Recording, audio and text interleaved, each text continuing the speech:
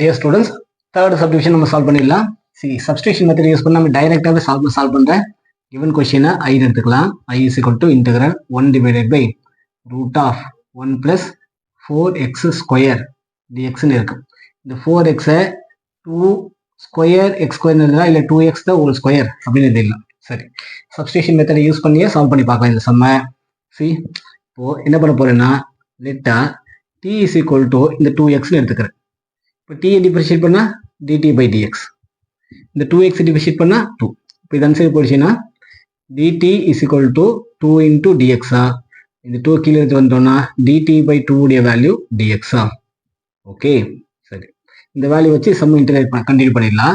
therefore given integral I is equal to integral 1 divided by root of 1 plus 2x பதிலா t எழுதிடலாமா? அப்போ இது t ஸ்கொயர்னு ஆயிடும். dx க்கு பதிலா என்ன dt by 2. so dt by 2 அப்படி எழுதலாம்.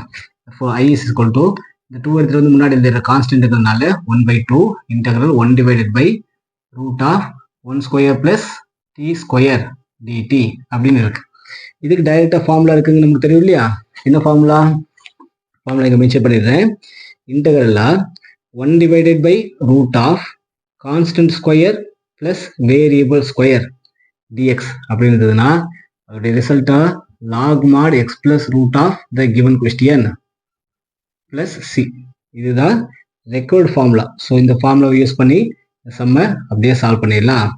அப்போ given integral I is equal to 1 by 2, இந்த டேர்முக்கு பதிலா இந்த இன்டெகிரலுக்கு பதிலா இது ஃபைனலைஸ் பண்ணிடலாம். log mod x, xக்கு பதிலா t இருக்கு, plus root of the given question a square plus x square பதிலா 1 square plus t square plus c இருக்கு. ஸோ ஃபைனலாக t வந்து ரீப்ளேஸ் பண்ணிடலாம். 1 by 2 log mod t க்கு பதிலா எதை t எடுத்திருக்கோம்? 2x நம்ம t எடுத்திருக்கோம். t க்கு பதிலா 2x plus root of 1 plus 2x square, அதாவது 4x square plus c அப்படின்னு எழுதலாம். இதுதான் இந்த சம்முக்கான ஃபைனல் ரிசல்ட். வீடியோ பாஸ் பண்ணி கால் பண்ணிட்டேங்க. தேங்க்யூ.